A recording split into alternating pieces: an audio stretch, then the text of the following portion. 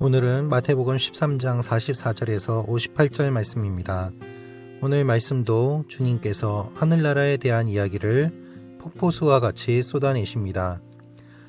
그러나 사람들은 예수님께서 이 말씀을 하셨음에도 불구하고 예수님이 목수의 아들이라고 이야기하면서 예수님을 배척했습니다. 그것이 오늘 말씀입니다. 오늘 말씀을 통하여서 주님께서 우리에게 알려주시는 내용들을 함께 묵상하기를 원합니다. 44절입니다. 하늘나라는 밭에 숨겨진 보물과 같다. 어떤 사람이 그것을 발견하고는 감추어 두고 기뻐하며 돌아가 모든 재산을 팔아서 그 밭을 산다. 그렇습니다. 하늘나라는 밭에 숨겨진 보물과 같습니다. 어떤 사람이 발견하고는 그것을 감추어 두고 모든 재산을 팔아서 그 밭을 삽니다. 그 밭의 소유가 자신의 것이 되기 때문에 그는 서둘러서 그 일을 하는 것이었습니다.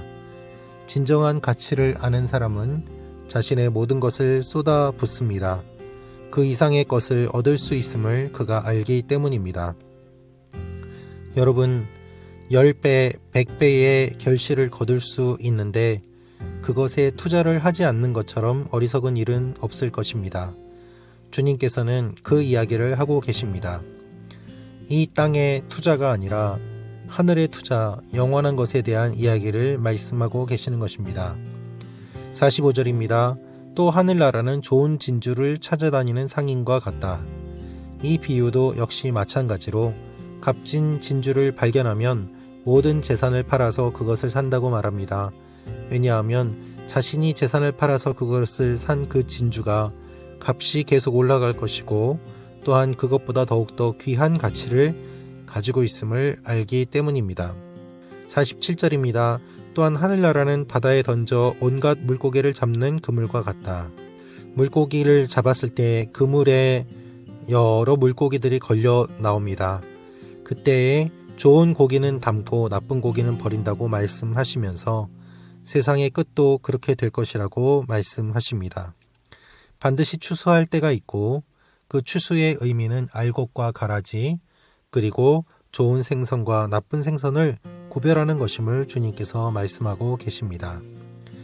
이때 예수님께서는 제자들에게 물어보십니다. 51절입니다. 예수께서 물으셨습니다. 너희가 이 모든 것을 깨달았느냐? 제자들이 예 하고 대답했습니다. 그렇습니다. 예수님께서는 말씀하시는 것을 제자들이 깨달았는지 확인하고 싶으셨습니다. 주님의 말씀을 깨닫는 사람들이 있고 깨닫지 못하는 사람들이 있지만 예수님의 제자들은 예수님의 말씀을 깨달아야만 하는 사람들이었기 때문입니다. 주님께서는 오늘도 우리에게 물어보십니다. 너희가 이 모든 것을 깨달았느냐? 라고 말입니다. 우리는 주님을 사랑한다고 하지만 주님의 말씀을 듣지도 않고 들어도 깨닫지 못할 때가 얼마나 많이 있습니까? 주님께서는 날마다 우리에게 물어보십니다. 너희가 이 말을 깨달았느냐? 라고 말입니다. 그때 우리는 어떻게 대답할 수 있겠습니까? 주님 앞에서 우리가 가진 모든 것들을 다하여서 주님을 사랑하고 주님이 말씀하신 의도대로 살아야 되지 않겠습니까? 예수님께서는 이 비유들을 마치시고 고향으로 돌아가서 유대 사람들의 회당에서 가르치기 시작하셨습니다. 그때의 사람들의 반응을 함께 보도록 하겠습니다. 54절부터 56절 말씀입니다. 고향으로 돌아가 유대 사람들의 회당에서 사람들을 가르치기 시작하셨습니다. 사람들이 놀라 물었습니다. 이 사람이 어디서 이런 지혜와 기적을 행하는 능력을 얻었는가? 이 사람은 한낱 목수의 아들이 아닌가? 어머니는 마리아이고 동생들은 야고보와 요셉과 시몬과 유다가 아닌가? 그 누이들도 모두 우리와 함께 있지 않은가? 그런데 이 사람은 도대체 이 모든 것을 어디서 얻었는가? 예수님께서는 다시 고향으로 돌아가서 유대 사람들의 회당에서 사람들을 가르치기 시작하셨습니다. 예수님의 마음은 고향에 있었고 또한 유대인들에게 있었습니다. 그런데 사람들은 예수님이 가지신 지혜와 예수님이 보이시는 기적을 바라보면서 오히려 그들의 지식으로 말미암아 눈이 어두워지는 것을 보게 됩니다.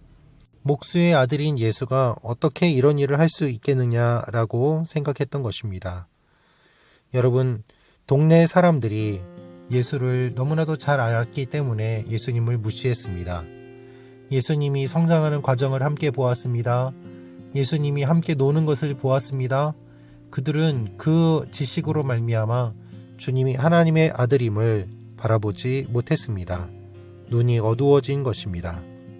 그래서 그들은 예수님을 배척합니다. 예수님의 마음은 얼마나 안타까웠겠습니까? 그래서 성경은 이렇게 기록하고 있습니다. 57절, 58절 말씀입니다. 그러면서 사람들은 예수를 배척했습니다. 그러자 예수께서 그들에게 말씀하셨습니다. 예언자는 자기 고향과 자기 집에서는 배척당하는 법이다. 예수께서는 그곳에서 기적을 많이 베풀지 않으셨습니다. 사람들이 믿지 않았기 때문입니다.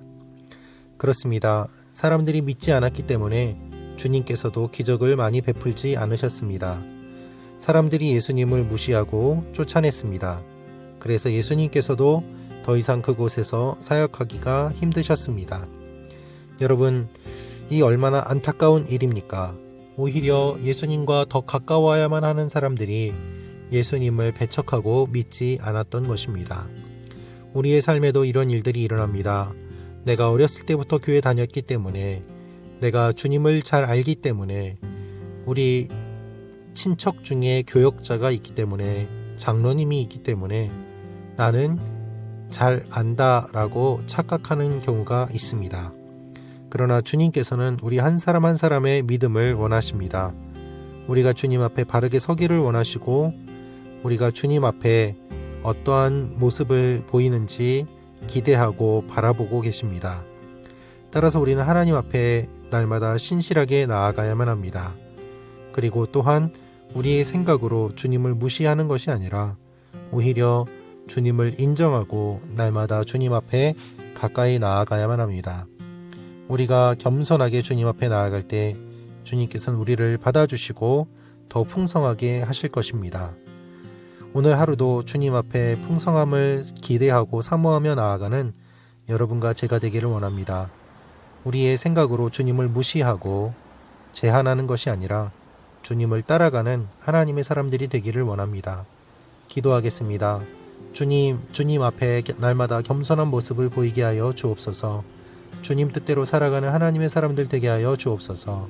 예수님의 이름으로 기도합니다. 아멘.